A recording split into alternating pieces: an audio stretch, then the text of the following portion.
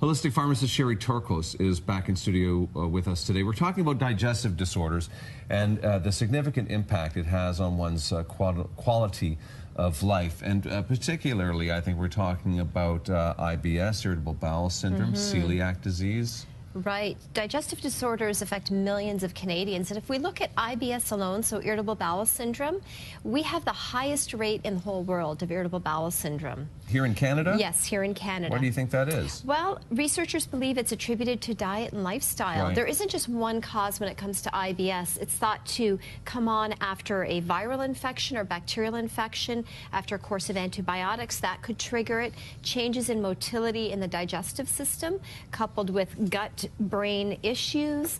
Sensitivity causes pain, constipation, bloating, diarrhea. So it can be either constipation or diarrhea. Either way, it's distressing.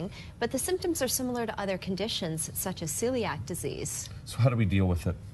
Okay, well, I've got some models over here, some colorful Play-Doh models. And the reason I brought this is it's important, especially with kids, to have a discussion about bowel habits. Okay, so constipation, which is this form of stool here, passing hard, dry stools, that is a real issue because it causes pain when they do go to the bathroom. It is a sign that there's likely not enough fiber and water in the diet. This is what you should be aiming for, a soft, well-formed stool. Right. The reason I think this is important to talk about, it becomes a bit taboo. Once kids get beyond potty training, we're no longer tuned into what's going on in the bathroom. We could be missing a problem that could be causing them significant distress. Bloating, pain, constipation. These are things that we can deal with primarily with diet. Don't be afraid to talk about it. Yeah, don't be afraid. Exactly. So the colorful fruits and vegetables, lettuce and broccoli, avocado, good fats, also soluble fiber. We need both soluble and insoluble fiber. And according to most recent Canadian surveys, we're only getting about half of the amount of fiber that we should be getting. Kids today tend to like the fast foods, the processed foods, the foods that may not be giving them enough fiber.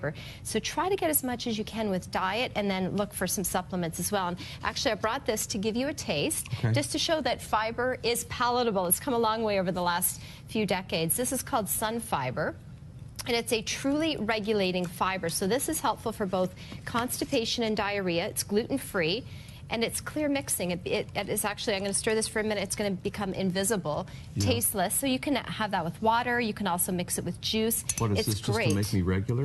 This is to keep you regular and to add that vital fiber. But it's also a prebiotic, so it helps to feed the good bacteria in the gut, the probiotics. Tastes like water. Yeah, exactly. It tastes like water. And actually, these are cookies that I baked because sometimes we, as parents, we have to find ways to sneak it into their diet. So I made these cookies with almond meal, ground almonds, dark chocolate. They're gluten-free, and you can have a taste there. And I added some of the Sunfiber to it as well.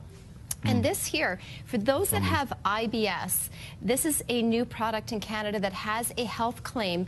Over-the-counter product has a health claim for treatment of irritable bowel syndrome. This is the first over-the-counter product of its kind. And so this is something you can find in health food stores. Just want to hit the last one. Nuts, nuts and seeds, yogurt, beneficial bacteria, very important for our gut health and also our immune system to make sure we're getting that beneficial bacteria. Some ways that you can change up kids' snacks to make them healthier. And by the way, all of these here are gluten-free as well.